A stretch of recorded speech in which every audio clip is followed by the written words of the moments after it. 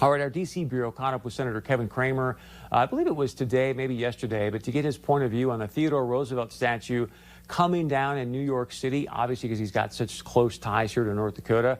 But we also want to get his point of view on the Justice Act. That's the one about police reform. He co-sponsored that with Senator Tim Scott. If you support or do not support the statue of Theodore Roosevelt coming down in New York City?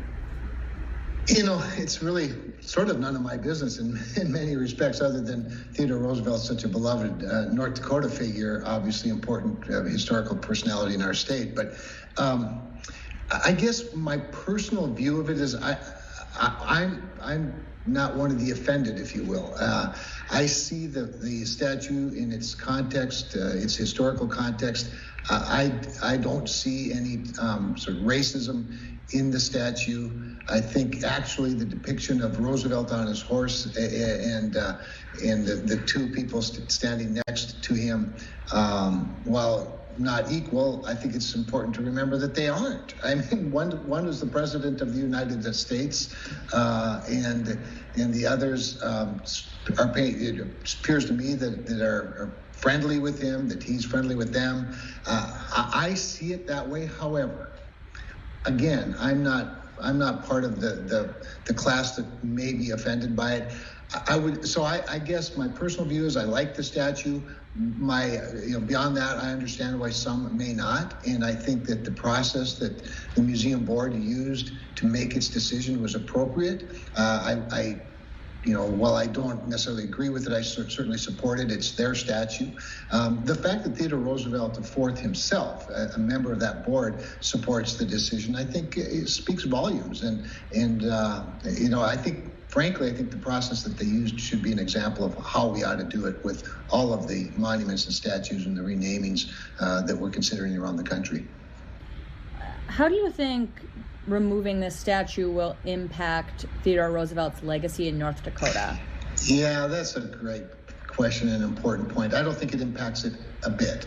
Theodore Roosevelt is famous for a number of things, and in North Dakota, he's most famous for being a conservationist, and really his heart for conservation was really fostered in the Badlands of North Dakota.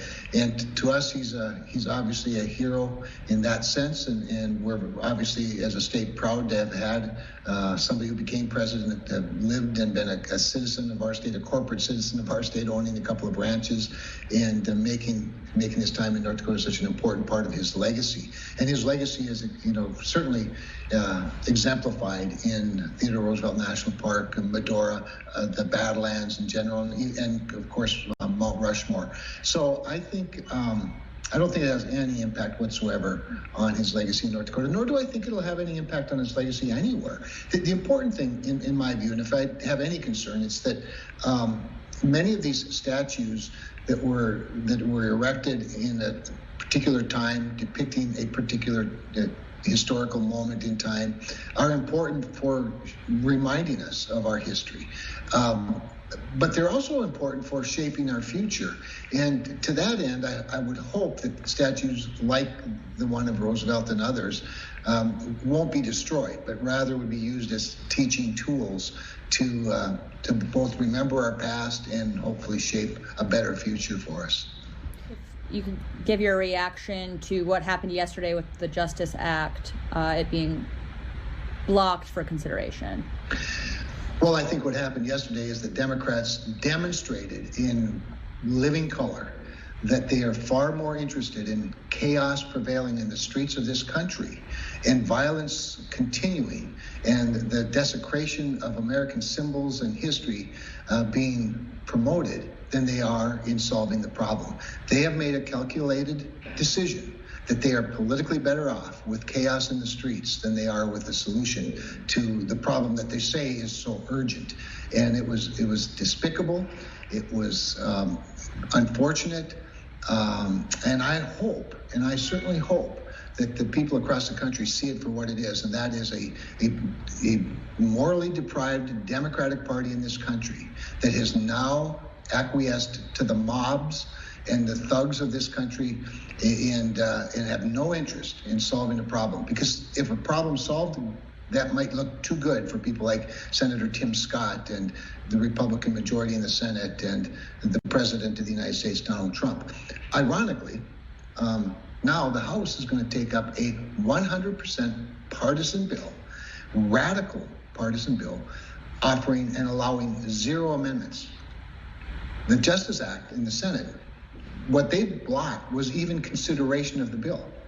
Even after they were guaranteed the opportunity to present multiple amendments, have an open debate in the public arena, they blocked that. But they're all for having a 100% Democratic partisan bill in the House that offers 0 amendments, 0 opportunity for not just Republicans, but even Democrats to put up more amendments. So I thought it was a despicable act, and I hope they're embarrassed by it. And I hope the people across the country are embarrassed for them.